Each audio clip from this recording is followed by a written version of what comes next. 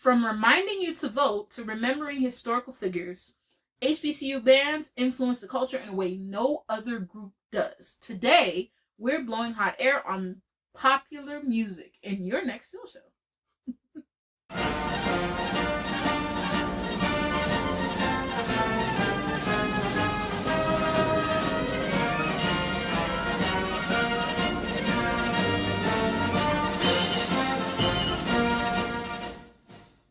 Hello, everyone. Sorry for our hiatus, but we're back. Yeah. I'm Cece. I'm Lady Luna. And we're blowing hot air. And I'm not dying anymore. Right. Oh my God. Oh God, I was dying. Yeah, I was dying. terrible. And as you see, we have a new backdrop. Yay! This is my other wall. Yeah. Right. So for those of you complaining, oh, it's too much wall. Here's the other side. You're welcome. All right. Okay, hot piece of today. Band and auxiliary auditions. Yes. It's in full swing, guys. So high school seniors out there, or even transfer students, or students who may be already on an HBCU campus, now is your time. Get that scholarship money. Yes. Get the money. It's all about the bag. All about the bag. All about the bag, right? So we'll have a full list on all of our social media starting this week, because at the time that you're seeing this recording, it would have already been the end of February going into March, and March is usually where all of the recruiters are coming to your city, coming to Atlanta. I know there are quite a few bands that are going to the Atlanta area, going to South Carolina, also Florida. Yeah, they're coming down here. Yeah. So everybody's coming down here, and remember, we have a new band in the area. Yeah. So their auditions at Florida Memorial are going to be starting soon as well. So they're going to have band camp, and they're doing early auditions really soon. Right. And then also, all of the different concert bands, they're having their concert performance series. So be on the lookout for that. The different wind ensembles that are there, the symphonic band and the concert bands that are going to be off. Solo ensemble. Right. Solo ensemble for high schoolers and middle schoolers, as well as, MPA for concert band. So be on the lookout for that. We're going to, we'll find all the schedules and we'll put it all in our social media. So we'll have a plethora of different activities for you to attend if you're in the area. The superintendent honors, I think, is coming up soon. So yeah. Okay. Yeah, those are definitely going to be coming very quickly and very, very strenuous schedules for us band people. Yeah, for sure. Remember, I told you that whole marching band, and this is the and season. Right. So it doesn't just stop there. HBCU bands is all about, of course, the marching band and all of the different rivalries and beef that we have during the football season. And then during the spring season, we have, actual craft and the musicianship, and then a few little battle the band sprinkle here and there, a few random parades and things like that. No, this is scholarship gala season. Pretty much. This is where your concert band is going to be sitting on somebody's stage. And being the background, this is the pit music crew. Right. This is the reason for your scholarship right here. Yes. They didn't give you scholarship money just so you can shake your behind on the field. No. Nah, they gave you scholarship money because you know that clarinet and that oboe. You know that, you know how to play bassoon too. And double basses, right. contras, and all. This is where you see the rare baritone saxophone come out. Oh my gosh. And that random harp player that you just didn't know that she knew how to do that. Timpanis. Right? Timpanis in this. Like, we don't usually do this on the regular, but when we do. And where we would normally see a marimba. Right. on a stage, guys. Not on a football field with AstroTurf. Or was it AstroTurf? Not AfroTurf. There you go. AfroTurf. See, I don't even know the right terminology. You can tell I really just didn't care about marching season. This is my favorite, guys. This is my favorite season. This is like, it separates the musicians reactions from like just the people who just wanted to be in the shows and, you know, shake their behind. But yeah, so AstroTurf. Well, we don't see marimbas there. We want to see marimbas. We want to see them on the stage where we get to showcase our talents, and our knowledge and our musicianship, for, you know, for everyone to see. So yeah, we'll have the full. I know most of them are starting on March. Like I just was glancing on Instagram, and I saw North Carolina A&T has their performance series in March. You want to check that out. All throughout March, they're having woodwind ensembles and concert band stuff. I think they're traveling. You want to check that out. Also, Bethune-Cookman University has their spring concert along with the concert chorale. I believe it's April 1st, if I'm not mistaken. The first Sunday in April. So they have that, and then also Florida A&M University have a really great. They're known for having the best woodwind choir, the best just, you know, all around chorale sounding instruments. So I'm excited about that as well. And then locally, you know, there are gonna be different concerts, high schools, spring concerts and things like that we'll also highlight as well. So yeah. But the one thing, do you have anything to add? I'm sorry. No. No. Right. So, you know, I'm really excited with it being, you know, the last weekend, Black History Month. We're closing out the week. And because we couldn't really do anything big this year, I'm sorry, next year we'll get it together. But this year we had a man down, and and your girl was busy. You know, oh my God, trying to pay these bills. And I got finals coming up next week. So I was sick and struggling on homework. Okay, yeah, oh my God. It was so much. It was just. Oh my God. I know. Yeah, it was just a lot. And then I had, you know, students with auditions and this and that, and it was a lot. All right, so we're gonna move on to how exactly marching bands or HBCU bands in general influence the culture, and how we are in turn influenced by the culture around us that surround us. And so we already talked about, you know, the Coachella performances, and then Lizzo's music video that just recently came out. And, you know, back in the day we had P. Pablo and 106 & Park that would highlight the HBCU homecomings and things like that. But then also, you know, we don't talk about how just the everyday field formation where, you know, it's election season going up. So I literally at the Honda Battle of the Bands, please stay tuned for that. We had to push it back, but we are reviewing the Honda Battle of the Bands. I told you I was dying. And yeah. And so what you'll see in our review is one of the field formations. I think it was who was it that did it? Was it Tennessee State? Yeah, it was Tennessee State University that made sure that we remember red, white, and blue. Right. We remember to vote, and that's just one of the many examples that we use HBCU bands that it influences our culture. Pause. If you haven't registered to vote already, you're not going to be able to vote in the primaries in Florida because we are a closed primary state. But make sure that you register to vote. Make sure your signature is up to date and on file, and get that done as soon as possible so that you are able to vote in the general election in November. We need to get rid of this Cheeto. Well, I mean, that was my PSA. Yeah, there you go. There's your PSA. Obviously, you have really, really strong feelings about, you know, which way to vote. So I'm not here to boss nobody. I will say I do have, you know, some strong feelings myself, but I will say at least. Oh, meet me on my Facebook page. You could do it. Right. At least get registered to vote. Yes.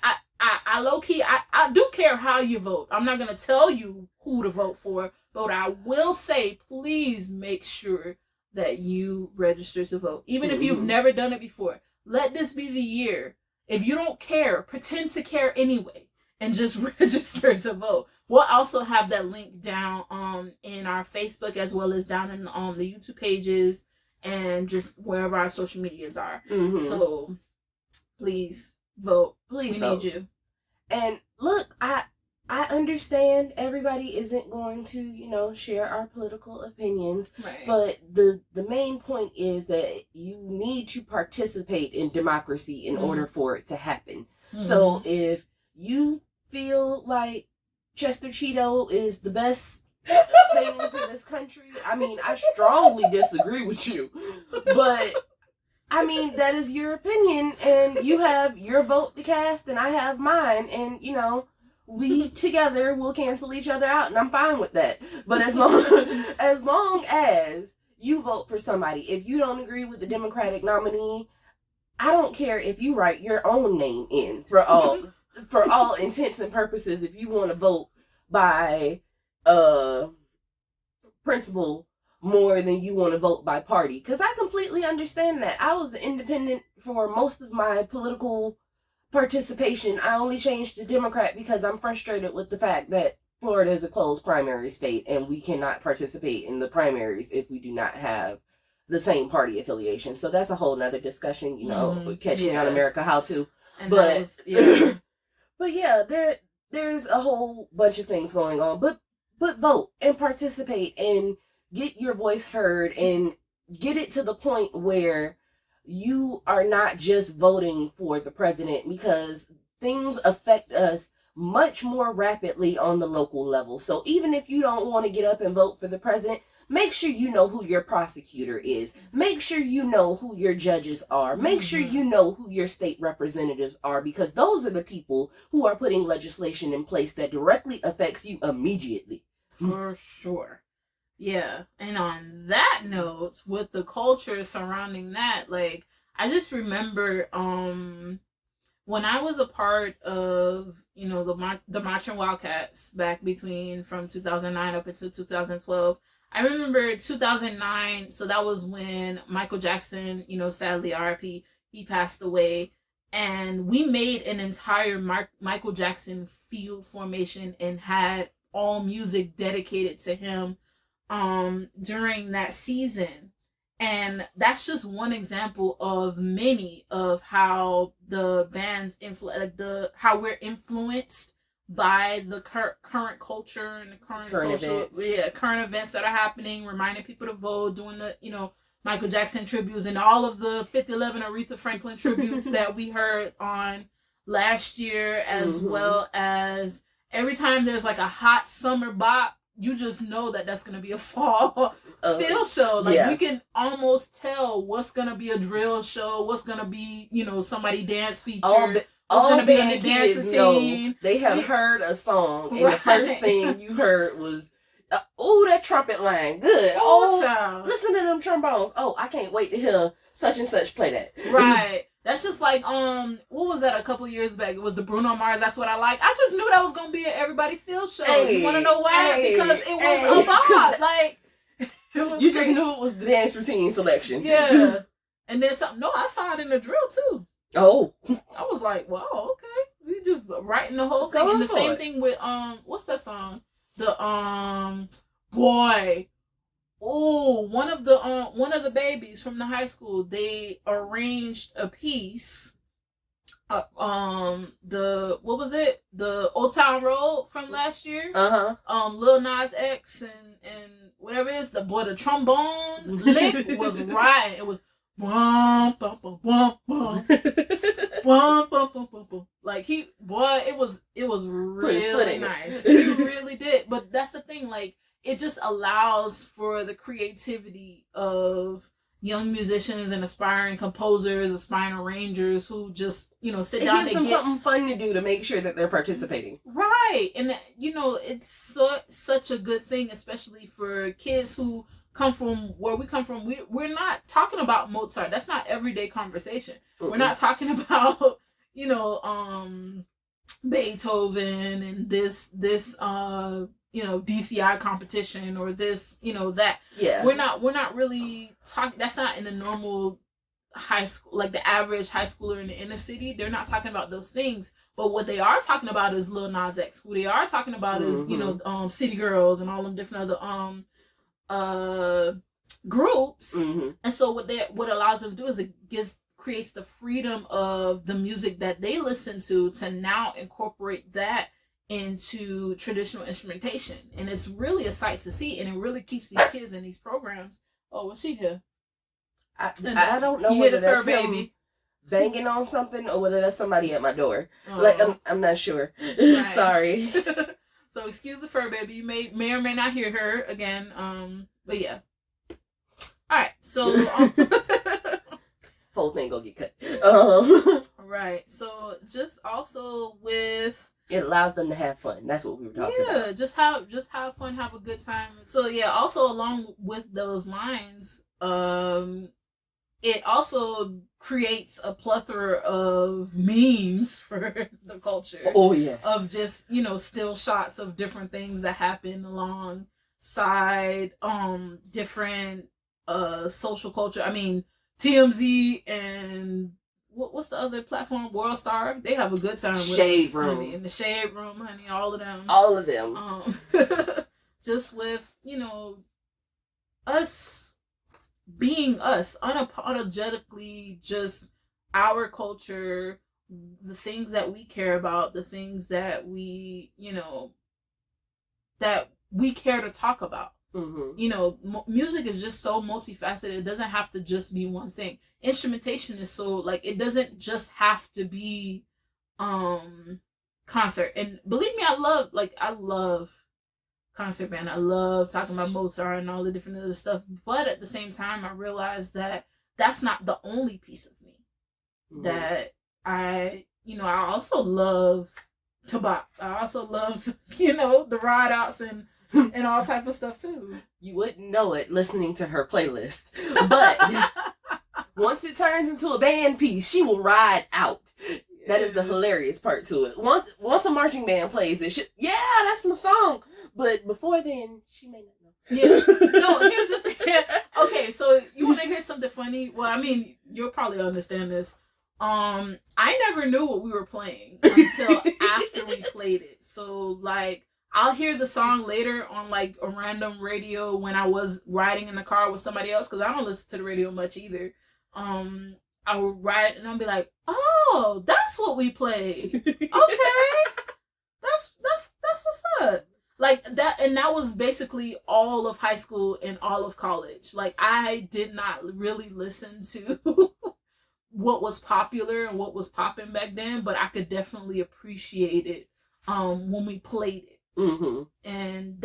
But the thing is, like, even for someone like me who wasn't really interested in that, at least I still, like, I know that we could, I guess what intrigued me was the instrument, like how we were able to create or recreate the arrangements based off of the popular songs, popular rap songs, or, grinding songs. Like, you already knew what was everybody's concert feature based off of the previous year, so it's just the culture influence, our field shows, and then we in turn impacted the culture, because then they would talk about, Ricky Smiley just came to South Florida. He would talk about, he's a huge band fan. I think he loved Jackson State and all these different other places. But he would talk about field shows that he liked. He would talk about different arrangements. That kind of goes hand in hand with the fact that it's just HBCU culture. True. Because he's also D9 and he's also I think, a HBCU graduate. Really? I think so. He may or may not be, but I know he's D9, so he's at least in that realm of HBCU type of culture. I'm gonna look it up because I want to see. Because I know Ricky Smiley, he's definitely been advocating for just the culture in general. Yeah, he's for us.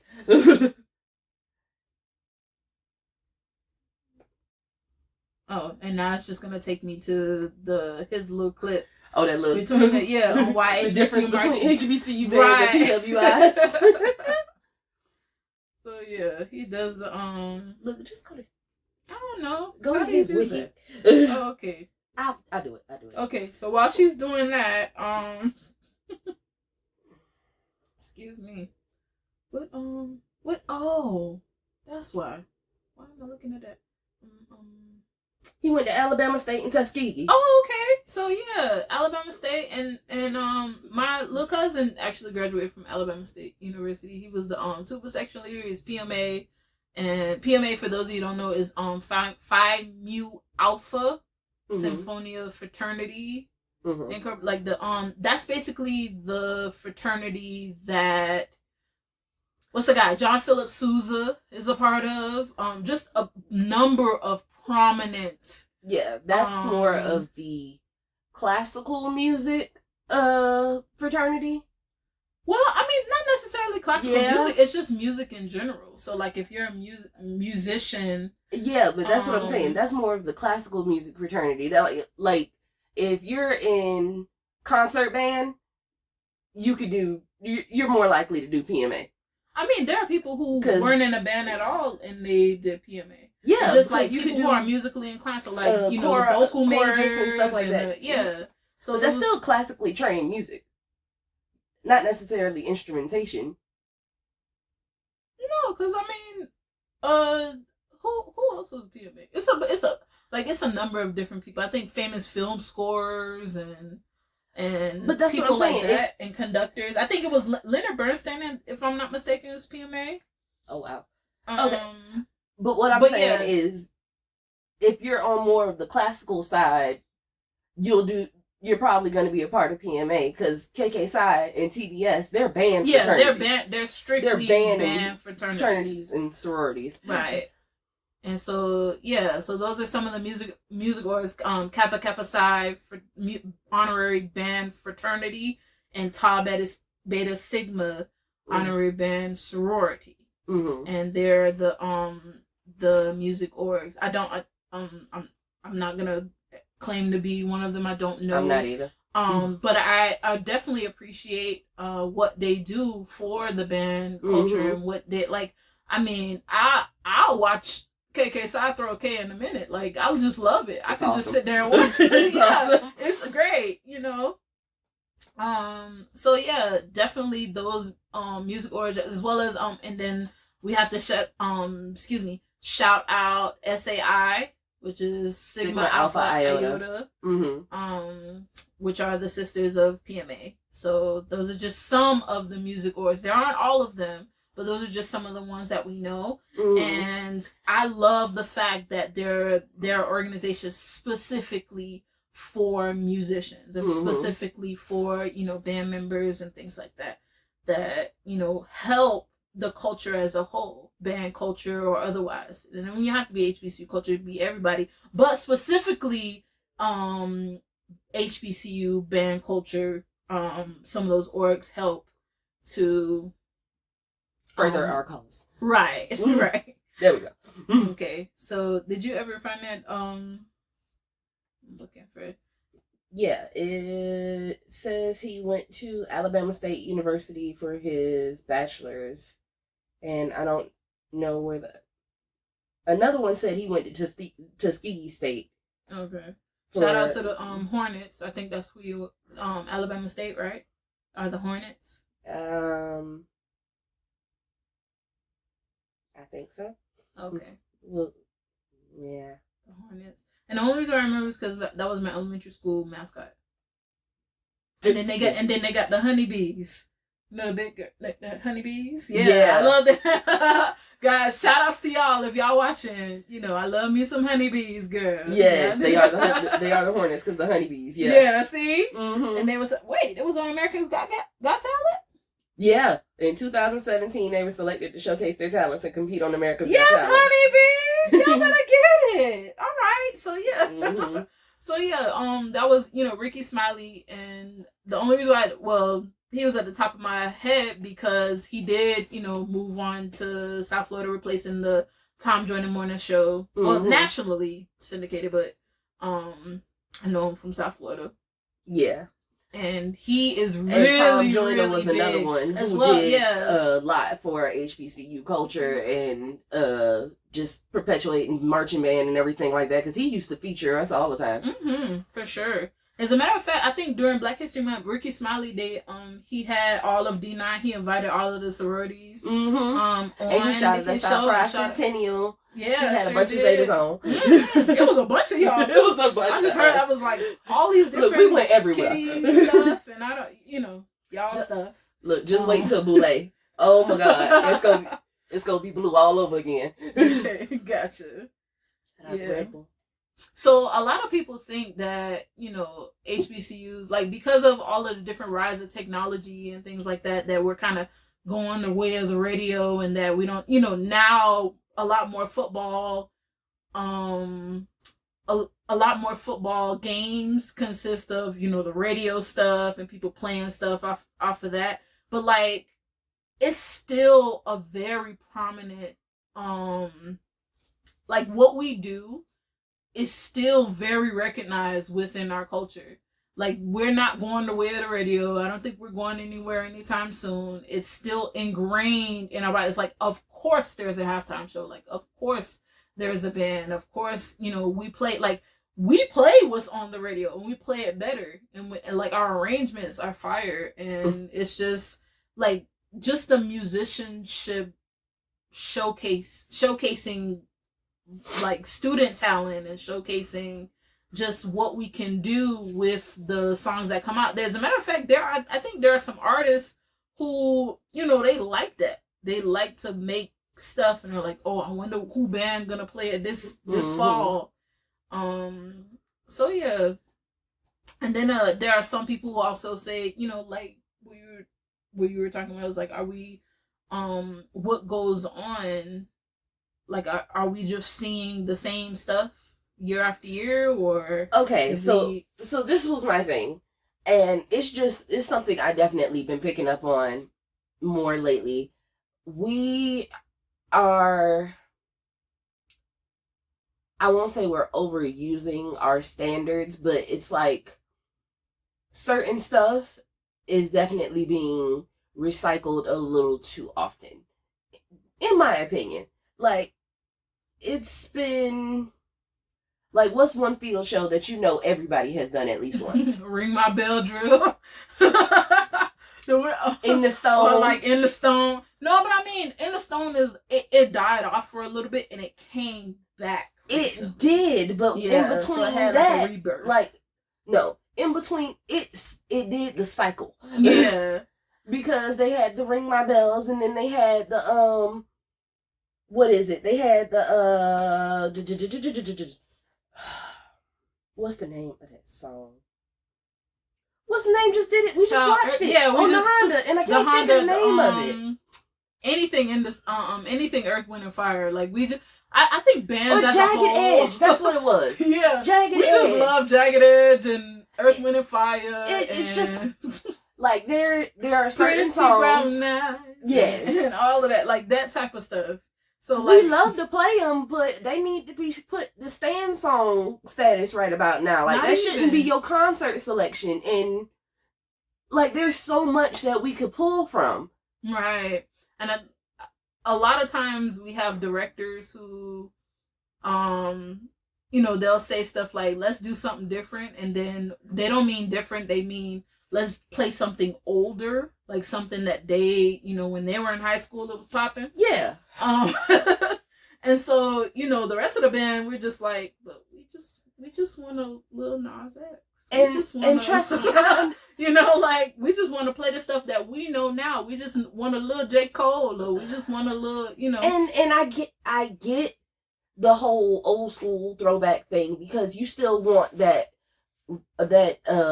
recognition, right? That instant sound recognition and stuff like that. But there are songs that come out now that you may be able to get the same thing with. Mm-hmm. Like, what is it? Focus. That was a good one. Her was a good one. If they did the concert selection for that, that would have been instantly noticeable. Baby, you should focus. Like, yes. All they had to do was have like a nice little trumpet intro for that, or a little mellophone blast just for that me, and that would have instant recognition. Or even Lizzo's Juice. Like, it ain't my fault that I'm not thinking. Yeah, but that's more of a a showpiece, not a concert piece. Not a concert piece, but like, that's something that you could have put in the show, and that would have been more recognizable. You would have got that song recognition. You would have had that pop, and you haven't seen as much of that as I would like to see. Right. I'll say that much. I see what you're saying. We're kind of like recycling the same old jams. You know what I mean? Yeah. Like there's no reason I should be seeing Bia at Honda. Or back that thing up. I think we backed it up enough. Okay, guys, please. We backed it up enough. And the same thing for Fantastic Voyage. Like, I think we just need to dock the ship because it's just we need to dock the ship. Yes, we do. Because it's just too many so everybody plays it. Yeah, in that regard, I just like I said, it's too much. They don't need to be like retired completely, but put them in the stand song list. Put it in the vault. Put it in the vault. No, put it in the stand song list. Like, we doing fifth quarter, you cranking up. Okay, well, I ain't heard this in a while. We can play that. Okay, yeah. So we can do that. Put it in the book, but don't play the book on the field when there's plenty to choose from, and you want something fresh and new. And you know what? Some directors need to in my opinion, I think that they need to actually have a book of songs so they're not drawn from their memory, because their memory automatically goes to Earth, Wind and Fire. For whatever reason, we just playing the oldest thing that we could find, or a Baby Let's Kiss, or like or like some random or Love Theme. Or like some song that nobody cares about, when in reality there's so many different things in your book that you can have. So I think, you know how football teams, like, they have the whole playbook. I think we need to have a band playbook. But they don't pay attention to it. Right, we have it, but I mean like an actual physical book. Like, somebody need to write down all of the songs, give it to their band director, and say, hey, we got more than the same 8 songs you call out on any given any given halftime show, or any given fifth quarter, or any given and football game. You're always gonna have the standards. You're gonna have the let's goes. You're gonna have the SOSs. You're gonna have the neck. You're gonna have like those. They're not going away. They're not going anywhere, because everybody wants to hear them when you're doing a good battle. Ice Cream Man and because those are fun. But all of these other songs can be just as fun if you transition them into stand songs, or at least into some fifth quarter stuff. Like, I can't. I can't. Yeah. Like, no. Yeah. Certain stuff. You know what you're talking about? This is why the band secretary or the band historian is such an important role. Because they're going to be the ones that know exactly what y'all played, because they had to make 5 million copies. They had to arrange all the books. They had to collate and all that. Flashback, sorry. She getting PTSD over there. But this is why that role is so important, and you really do need to have like a master book. But that is something that should have been accumulated. Like, all of your arrangements, you should have at least one copy of it somewhere. Right. One score somewhere. And this is what our field show was this year. This is what our field show was this year. And unfortunately, a lot of us don't do that. Mm-hmm. And if you really think about it, that would keep us from looking crazy. But, I digress. Right. So, next we're going to move on to another topic that's kind of near and dear to my heart, where, this is Black History Month.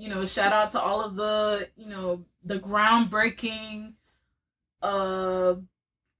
just the groundbreaking stuff that our people do. We're Black excellence. Yeah, we're the history makers. We're the storytellers. We're the things, starting off with early or late last year, early this year, with the whole, Tyler Perry creating his own studio and all of that. Like, and what was the guy? What's his name? Byron Allen. Byron Allen buying a cable net, like 2 cable networks, and the Weather Channel and something else. He bought a lot of stuff. He was arguing with Comcast for a minute. Honey, he still is. He had a lawsuit against him. Oh, they're still doing the lawsuit. I thought he won. Oh, did he won already?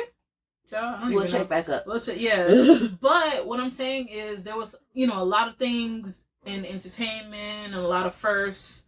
That way, you had the youngest producer, what's her name? Marcy Martin? Yeah, Marcy Martin. Mm-hmm. Marcy? Yeah. I'm sorry, baby. I'm sorry to butcher your name, honey. But, we love you all the same. And in addition to that, there have been a number of groundbreaking, I can't talk today. I can't think today. It's hot in here. Yeah, that. Y'all, sorry. Look, we got these lights on us, and for whatever reason, my AC don't want to cooperate, and we just hot. So we a little slow today. I'm a little sluggish. So for Black History Month, we want to make sure that we highlight all of the groundbreaking and history-making musicians and instrumentalists that have been part of our past and that are upcoming and definitely going to be a part of our future, and just make sure that we pay homage to them in the best way that we know how. Mm-hmm. So right now, Sierra is going to take it away, and she's going to be educating us about Black Mozart, which is one of our prominent musicians in Black history that is not known enough. So go ahead. All right. So first off, let me find the brother name. So he was affectionately known as Black Mozart, but his name is actually excuse my French. Joseph Ballon Chevalier de Saint George. There you go, de Saint George. He was called, they called him Saint George for short, or Le Chevalier. But basically he was called Black Mozart because during the time that Mozart was in France, he was waiting on a job. Basically, he was without job. Mm-hmm. So he moved over to France with his mom because he was taking care of his mom. His mom was getting sick or whatnot. So he was taking care of his mom while he waited to hear back from his dad, to see if, dad could find him a job. So he was trying to find a job breaking out into France while his dad was trying to find him a job back in Germany, if I'm not mistaken. And so while he was there on this, I think it was like a 3-year hiatus or whatever it was from creating music, or he created some music there and did, a few odd and end jobs there. He came across this person, Le Chevalier, or the Saint George, and he was a very prominent musician, violinist, and composer there, but he just so happened to be Black. And back then in the 18th century or whatever it was, he with him being in France around the time like that, slavery was abolished by then in France. However, the stigma of being an African American composer, being an African, well, really not African American, but being a Black, someone who is of African descent in France, no one really wanted to work with him. I mean, there was like a famous quote of, 2 maidens or 2 women who, when they found out that he would be in charge over them, she said basically she don't want to work with a mulatto. She doesn't want to answer to a mulatto. So it's like a famous quote out there about that. He was born to a very, like a aristocratic white male, and like a lot of stuff going on back then where he basically, his mom was of African descent, his dad was white, and he basically toured around with his dad and he was learning music that way. And so long story short, he history says that they at some point must have met up, or maybe Mozart frequented the places that he frequented and to create music. Because remember, back in those days, They didn't have no radio. They didn't have no, no jazz, and none of that stuff existed. It was just, if you wanted to go listen to music, you had to go. Yeah, you had to go to a church or to a concert hall, and you had to listen to musicians play. And so he went to go find them play, and noticed that he was a composer. And so he basically inspired his next bodies of work, his later bodies of work. And so you'll hear a lot of parallels between St. George's compositions and Mozart's later works, in like almost in similar, if not almost mirror in some places. And so for that, he's called the Black Mozart. But I would argue he would have got sued nowadays. Right. Mozart would have got sued. Exactly. And that's and the thing is, like, people think that this stuff goes on now. Like, now, because of all the technology, it's just being exposed. But this went on for hundreds of years, where you had people from African descent not getting credited for the works that they created because they were Black. And because their music wasn't being played and wasn't well known, they got closed out of concert halls. People wouldn't allow them to showcase their work. They wouldn't allow them to. Yeah, it was just all of those things are going on, especially back then. Like, at least now we have like BMI and other music societies and ASCAP and all of that. So if somebody takes your copywritten work and makes a profit off of it, you have some sort of recourse. Back then, there was no recourse. Right. Because you're not getting money that they got for playing at a concert hall because concert's over. Right. And even if he did try to sue, kangaroo court, a bunch of white males, like, it's already done before he even started. He can't, like, at that point, like, you can't even try. Fees for no reason. Yeah, and it was just very sad. But, because of now the curators and the ones who are now finding his work, they often hear a lot of similarities. We're just gonna play like a few, because you can't copyright strike us, comments, public domain and all of that. Oh yeah. So just play a little bit of it, and you'll hear like some of the like classic Mozart motifs. Like the classic motifs, and then the ends, and just like his stuff from France. But this is actually Black Mozart, Joseph Boulogne Chevalier de Saint George.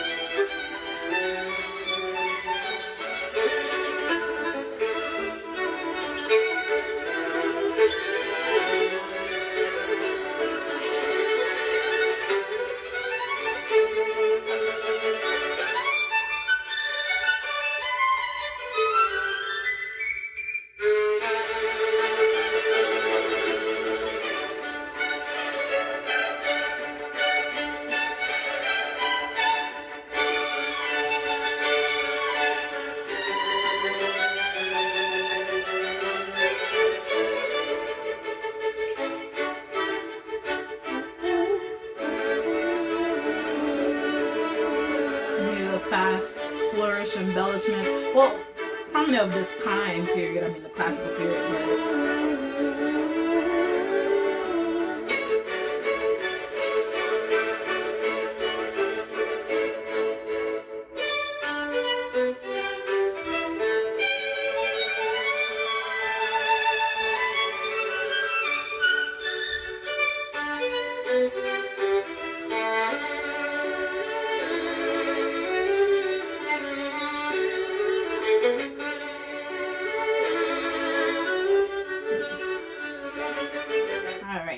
Stop it there. I was trying to find a good a good cadence to end on, even though it still didn't work out. But anywho, so that was one of his violin concertos. He had quite a few concerti that you can choose from. He did have a clarinet concerto, but it wasn't played often, and of course no one wrote it down. So mad because I would have loved to learn it. But again, these are the things that happen during this time. And I mean, it happened to not only people of African descent, but women. I mean, Clara Schumann, come on, like, you know Robert Schumann didn't write all of that stuff. You know it was like, you know it was her. And she was like, come on, baby, you go to bed. I'll finish this motif and then you could go ahead and pick up with the recapitulation in the morning. Like, I just feel like she did that. You know what I mean? Like, that's a real thing, because when you were back in the day, you were a female or person of African descent, like, your music just didn't get played. Like, your music, it's like it didn't matter. Mm-hmm. Thank God we've come so far. And yet still so far to go, because there are still groups and, you know, marginalized groups that have to have their day in court as well. So like, it's absolutely insane that we're this far in the future from all of that, and people are still winning the first of awards like that. It's just crazy. Like, just it's so much. And it's not that they were necessarily the first of, it's the first that you're giving credit to. Right. Like, you know, not even gonna talk about, you know, the Beach Boys. As a matter of fact, I put it on Instagram about Chuck Berry. He was one of the pioneers of rock and roll. They call him the father of rock and roll. And his song, Sweet Little 16, was stolen. By the Beach Boys for Surfing USA. Like, the entire, like, the whole motif of the song, the whole, like, the chord progressions, the whole rhythm of the song was stolen. And that was just one example of many that occurred. Yeah, Elvis. Elvis was good for stealing some black people. Ray Charles has this famous clip. Ray Charles has this famous clip where somebody asked him, what do you think of Elvis? And he said, well, what do I think of him? What am I supposed to think? Like, he was just like, I'm unapologetic. I don't care if y'all crucify me of flesh. I'm gonna say what I'm gonna say, and I said what I said. Right, I said what I said, because he wasn't nothing but a stealer. Like, sorry, you know, I like Heartbreak Hotel, but I think it was Achy Breaky Heart. No, that's Billy Ray Cyrus. It is. Yeah, it can break. Heartbreak Hotel from and as you know, that ain't my genre. Yeah. I had to take a class on it, so I kind of am familiar with a lot of rock and roll artists. But here's the thing: the reason why I think that African Americans today, like our society, are so done off of rock and roll, is so done off of all of these different genres, is every time we create something, somebody steal it and make it their own, and we just like, okay, we'll just move on to the next thing. We'll find our own thing. So we abandon the thing that we did and move on, and then they just keep creeping back. Like, you know, we love y'all. We love that you're now appreciating it, but don't try to appropriate and steal it. Yeah, it's the difference between appreciation and appropriation. Right. And so y'all don't understand the difference. That's right. The problem. They just, you know, like, but see, the thing is, it's built in the European DNA, and it's no shade to Europeans. It's built in the DNA to conquer. Like, they've been conquering that's culture, not DNA. I mean, that too, the culture. That's their culture, not DNA. But I mean, it's they like, act like it is what it is. Yeah, that's the thing. They're entitled. And it's not, like, we can appreciate things too, but that don't mean we want to, like, okay, so imitation is the what do they call it? Sincerest form of flattery. Right. But imitation and duplication and mass distribution of things that's not yours is theft. It's theft. Like, you should be fine. Like, but here's the thing. Like, until we get as a society of, we want to, you know, we think it's nice and we want to imitate it, but we don't want to completely take over. I think that is where we should get, like, we should get to that point of, we're all just co-creating together. We're just coexisting together, and we don't feel like we have to move on to the next thing. Because that, like, just gonna be real, African American artists, we just move on. We're like, oh, okay, they still in our thunder, so we just gonna move on to something else. And then we end up to where we have all of these jazz artists that, while we're still a great prominent force in jazz, the most people who enjoy jazz nowadays, they're not African American. Just gonna be real. Most jazz artists, patrons are white. Most jazz patrons are white, and it's kind of like we abandon our own craft, and it's not that we can't do that or we're not made for that or whatever. I honestly think it's a combination of not being valued for our artistry, because I know jazz musicians, jazz musicians, but one of the things that musicians in general complain about is the fact that they don't want to pay us. Yeah. So if I can love to do this as much as I want to, but if I can't feed myself, how can I continue to do it? Like, busking is only going to get me so far.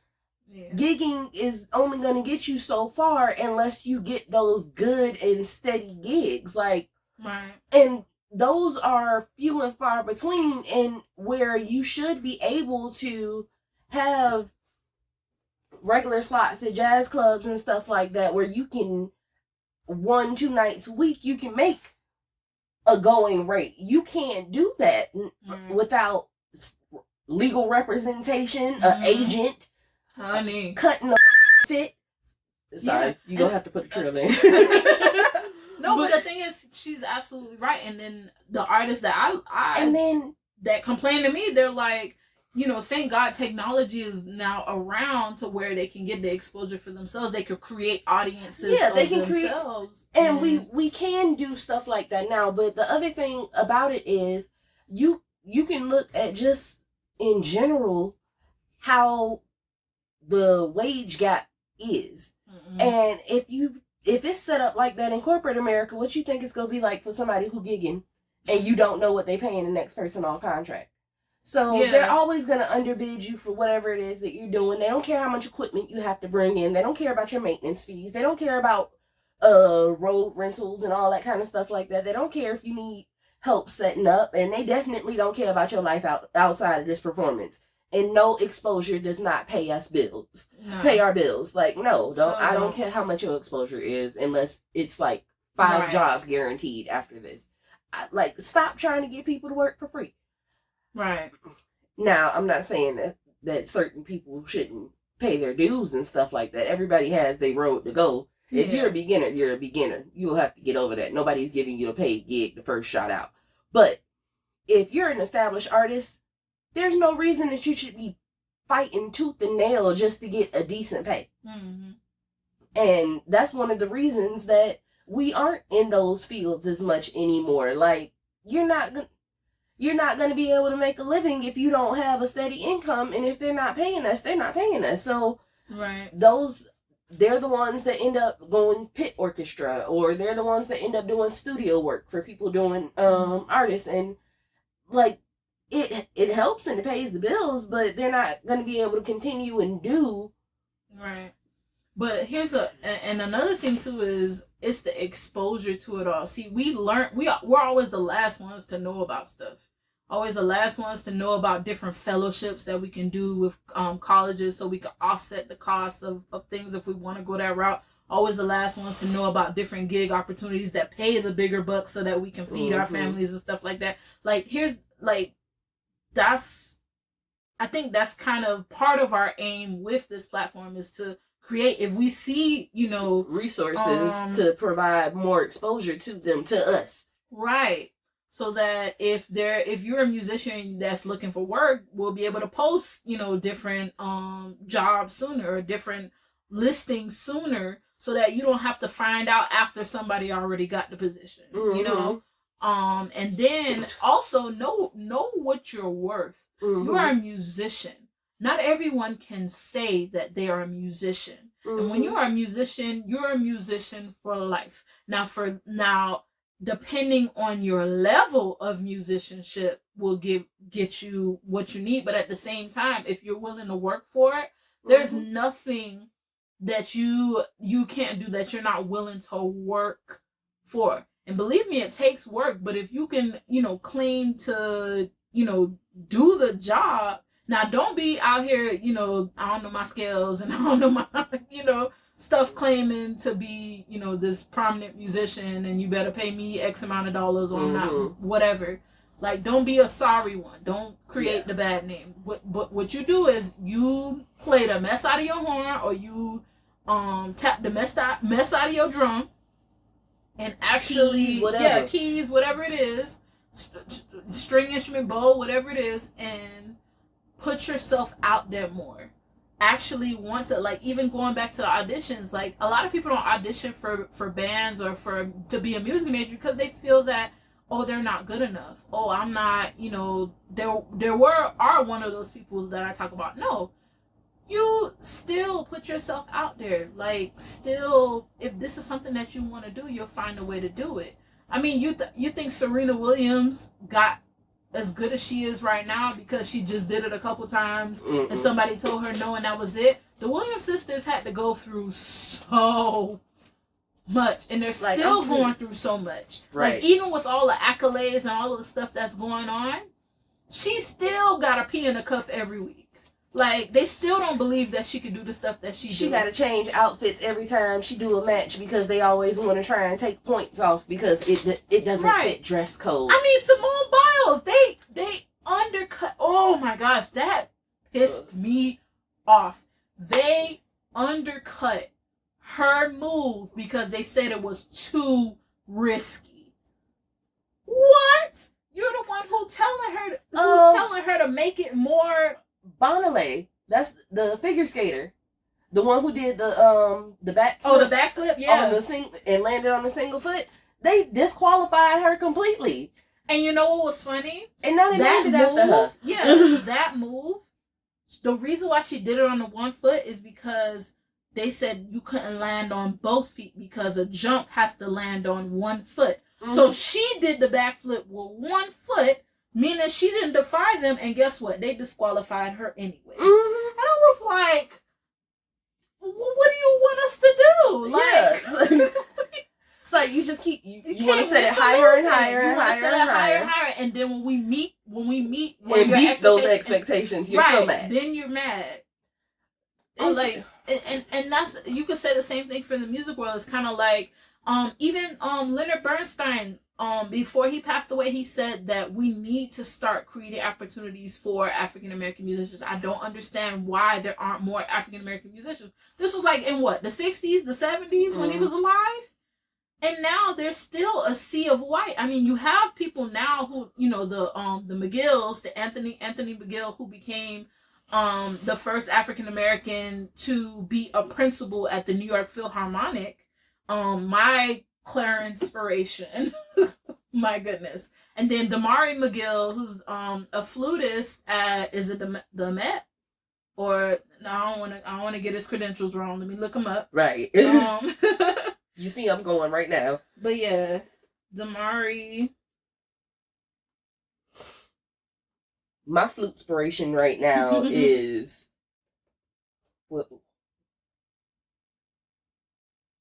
he's a Carissa Janelle Lee. There you go. She is the former principal flautist at New York Symphony Youth Orchestra. And as far as it goes, like, she can play. There you go. Butt off. Oh my God. If you don't follow her, you should follow her. She's an awesome musician and like just beautiful tone quality, and like she has this thing that she did. Let me see if I can find it so you can hear it just a little bit. Don't copy strike me. I'm just trying to shout you out. Where is it? You heard it earlier when I played it. So he did his master's degree at the Juilliard School, going Damari McGill.